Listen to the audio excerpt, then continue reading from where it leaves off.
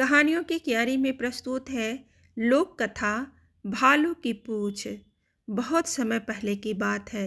लंबी एवं चमकदार पूंछ हुआ करती थी। भालू भाई को इस बात पर बड़ा गर्व था। वह सभी से पूछता था कि आज मेरी पूंछ कैसी लग रही है। अब कोई भालू से पंगा लेता क्या भला। इसकी बड़ी कदकाठी और पंजे देखकर हर कोई कहता, बहुत सुंदर, बहुत सुंदर। भालू इस पर भूला न समाता। कहने वाले यह भी कह देते कि भालू की पूंछ से सुंदर किसी की पूंछ नहीं। बस भालू दिन भर अपनी पूंछ प्रशंसा सुनता रहता। एक बार ठंड के दिन में कुछ ज़्यादा ही ठंड पड़ी। इतनी कि झील और पोखर सब जम गए। शिकार ढूंढना भी मुश्किल हो गया। ऐसे में भालू अपनी सुंदर पूंछ लिए एक झील के पास जा रहा था। तभी उसकी नज़र वहाँ बैठी एक लोमड़ी पर पड़ी। लोमड़ी के पास मछलियों का ढेर लगा था। यह देखकर भालू के मुंह में पानी आ गया। चालाक लोमड़ी, उसने भाप लिया कि भालू को भूख लगी और मछलियों को देखकर उसकी नज़र खराब हो गई है। भालू ने कहा, लोमड़ी बहन कैसी हो? तुमने यह सारी मछलियाँ कहाँ से पाई? लोमड़ी ने चालाकी दिखाते हुए इस झील से लोमड़ी ने जमी हुई झील में एक जगह गड्ढा दिखाते हुए कहा। भालू भी कम नहीं था। उसने कहा, पर तुम्हारे पास मछली पकड़ने का कांटा तो है नहीं। लोमड़ी बोली, मैंने अपनी पूंछ की मदद से ये सारी मछलियाँ पकड़ी हैं। भालू ने आश्चर्य के साथ पूछा, क्या कहा?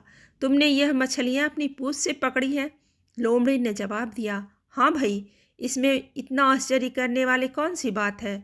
मछली पकड़ने के लिए पूंछ किसी भी कांटे से बेहतर है।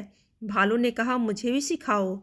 लोमड़ी बोली, इस झील में जितनी मछलियाँ थीं मैंने सारी पकड़ ली हैं। आओ किसी दूसरे झील पर चलते हैं। लोमड़ी और भालू दूसरी झील की तरफ आ गए। दूसरी झील पूरी जमी थी। भालू ने तुरंत अपने तेज पंजों से वहाँ एक गड्ढा बना दिया। अब क्या करूँ? भालू ने पूछा। लोमड़ी बोली, अब पूंछ गड्ढे में डालकर बैठ जाओ। जैसे ही मछली फंसेगी तुम्हें अपने आप मालूम पड़ जाएगा। पर हाँ, ज़्यादा हिलना डुलना मत और सिर्फ मछली के बारे में सोचना। जितनी ज़्यादा मछलियों के बारे में तुम सोचोगे उतनी ज़्यादा मछलियाँ तुम पकड़ पाओगे। भालू ने ऐसा ही किया। उसने लोमड़ी से कहा, देखना मेरी पूंछ में सबसे ज़्यादा मछलियाँ फंसेगी। लोमड़ी ने कहा, यह तो बहुत ही अच्छी बात है। मैं दूर से देखती हूँ ताकि सब कुछ ठीक चलता रहे।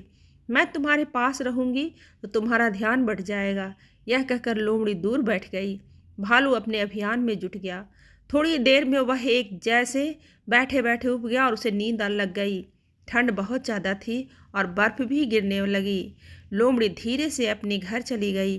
थोड़ी देर बाद लोमड़ी जब वापस लौट कर आई तो भी भालू सोता ही मिला।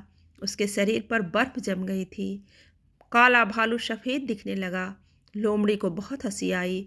उसके बाद उसने भालू को जगाया। भालू भाई, मैंने अभी एक मछली तुम्हारी पूंछ में फंसी देखी है, जल्दी उठो। भालू हड़बड़ा कर उठ बैठा। उसने अपनी पूंछ गड्ढे से बाहर निकाली और देखा तो पूंछ थी ही नहीं। अरे मेरी पूंछ कहाँ गई? मेरी सुंदर पूंछ कहाँ गई?